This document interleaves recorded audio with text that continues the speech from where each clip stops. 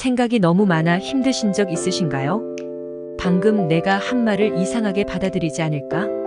내일 중요한 발표를 잘할 수 있을까? 우리를 괴롭힐 정도로 생각이 과도하게 활성화된 상태를 심리학 용어로 과잉사고라고 합니다. 누구나 살면서 겪는 흔한 일이지만 어떤 사람들은 너무 자주 이런 생각에 휩싸여 잠도 잘 못 자고 결정을 내리기가 힘든 사람을 볼 수 있습니다. 어떻게 하면 복잡한 생각들에서 벗어날 수 있을까요? 스위치를 누르면 불이 꺼지듯이 우리 생각도 과잉사고를 바로 끌 수 있을까요? 머릿속 생각극이라는 저서에서 소개해주는 생각의 덫에서 벗어나는 법을 소개해드리겠습니다. 우선 과잉사고가 일어나는 메커니즘에 대해 이해할 필요가 있습니다. 자신의 과잉사고를 들여다보면 대부분 과거나 미래의 시점에 머물러 있습니다. 방금 내가 한 말을 이상하게 받아들이면 어쩌지 하는 것은 과거에 대한 후회이며 내일 있을 중요한 발표에 대한 과한 생각은 미래에 대한 걱정으로 생기는 것입니다.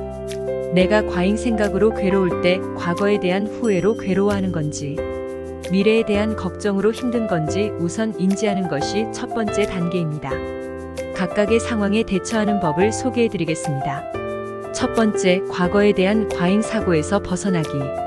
과잉 사고가 떠오른다고 인지하는 순간 다른 것에 주의를 돌리는 것입니다. 밖으로 나가 산책을 한다든지 영화를 보며 그 내용에 빠져본다든지 하는 것입니다.